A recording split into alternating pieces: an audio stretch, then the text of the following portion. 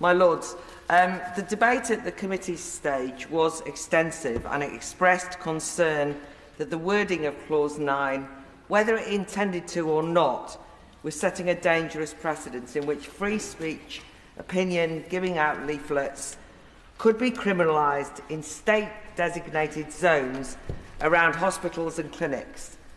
And some of us asked, where next? And I put in amendments to Clause 9. I'm really pleased that that debate led to people changing their minds because concerns were heard. I'd like to commend the noble Baroness Fox, for listening.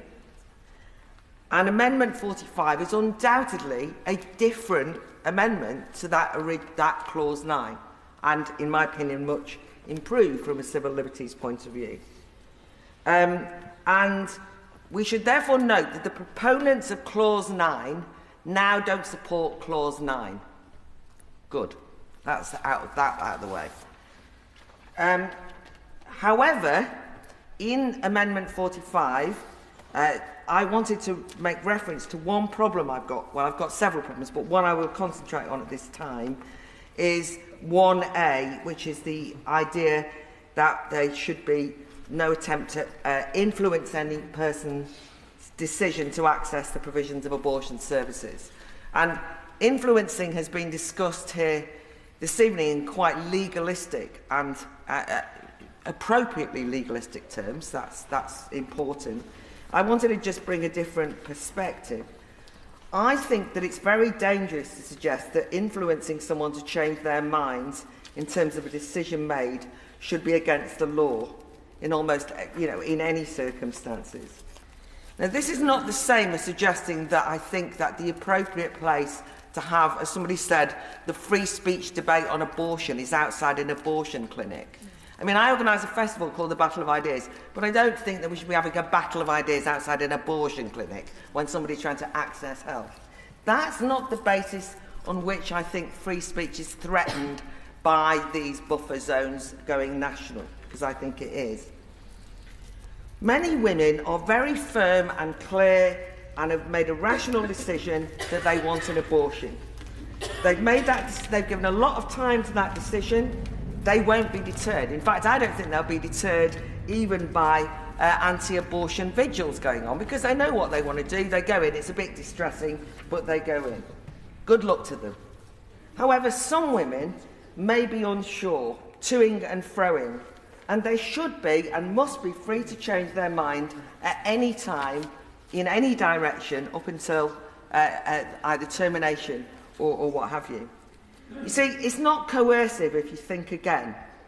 If a woman is trying to work out, should I or should I have a termination, if you go and see a counsellor at BPAS or at Mary Stopes Clinic and they're not sure, and then somebody actually tries to influence them, not in one way or another, but gets them to talk it through and think about it, then a woman might then leave that counselling service and say, I've thought about it now, I've made my mind up, I'm going to have a termination. That's a woman's moral autonomy. We assume she's not coerced in that situation. I just don't want us to be in a situation where a woman who's maybe not sure, still thinking about it even as she's going in for a termination, if she gets given a leaflet and then says in her own defence, I've changed my mind, there maybe is an option of getting some practical support for pregnancy, whatever the reason is, then that's their choice. And the point is, I'm pro-choice. And I don't want us to undermine women's agency in our enthusiasm to support laws presented as protecting women. I don't think it's the basis on which we should legislate in terms of worrying about how women feel that they're being, or worrying that about women and how they feel either, or being distressed. But I think influence is something we should protect. I want to influence you now might be failing because you've got the capacity to listen, make a decision. Influencing is the basis of democracy, and we should be careful about saying we shouldn't be allowed to influence because a bill in Parliament said don't influence in that bit of the country. So I consider these vigils to be insensitive and a nuisance, by the way. I disagree with the anti-abortionists outside. I think that abortion is a woman's right to choose, a key right for women. I actually find the views of the people on these vigils offensive. I think their demonstrations are often objectionable and often distressing. But I do think that in a democracy we have to tolerate people who sometimes have views we find distressing or offensive. And earlier today, and this is what I wanted to emphasise, we've had lots of debates today about proportionate lawmaking and civil liberties, and everyone on this side of the House, to be honest, has made some fantastic speeches about that we have to be careful that we don't bring in laws and what the thresholds are. And actually, Amendment 1, which I spoke on and supported, suggested a much higher threshold for what we considered serious disruption. And I don't think these vigils, however obnoxious they are, would merit even the lower threshold that the government had. So basically what I'm saying is, I don't like them, but I don't think we need a law against them. I listened at committee too, as well as Baroness Fox, and actually I changed my mind, because I was trying to amend Clause 9, but instead I don't think we should amend it at all. I think we should review whether we need nationally mandated buffer zones at all. So I don't want to amend the buffer zones. I want to stop, pause and look at the evidence.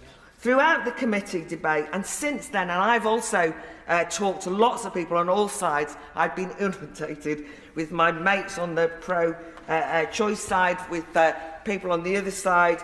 And what struck me is the variance of what I'm hearing.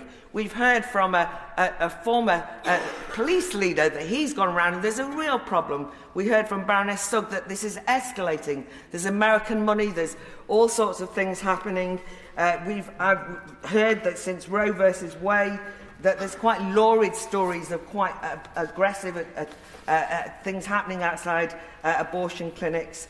And then I've also heard on the other side that all anyone's doing is silently praying, completely benign and so on. And the truth of the matter is that we have to say that if we're going to take such a dramatic change in changing the law from locally decided PSPOs where there's a particular problem to a national decision to carve up some of public space and say, no, you're not allowed to stand there when there might not even have been a problem, can't we at least base it on what's really going on? Public space protection orders are local remedies. I don't like that carving up of public space, but it's there and it's used.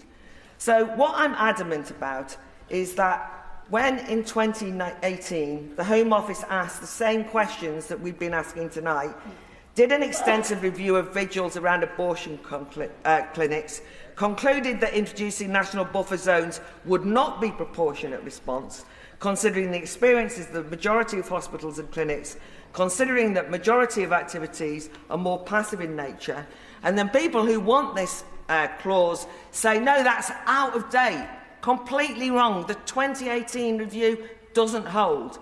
Fine, let's have a 2023 review. That's all I'm saying. Let's find out. I'm particularly upset. One of the things I've been completely won over on is that actually the victims of these vigils are often not the women trying to access determination, but the staff, who actually day after day, once when you're going in for the determination might annoy you. I mean, I can't imagine anything more irritating than having to walk past it if you're trying to do your job of providing women's reproductive health care walking past. So let the review look at whether we can have a particular way of dealing with that. And I'm saying PSPOs, and then I've just heard, oh, PSPOs don't work, you know, they're useless at this. Well, in which case, we need a review. Come back, less than a year, let's have a decent piece of legislation that fits the facts, not the virtue signalling. And I can assure you that for women's rights, it seems on all sides, for women's rights, it seems important to me we take this seriously and not just do it as a political act either way.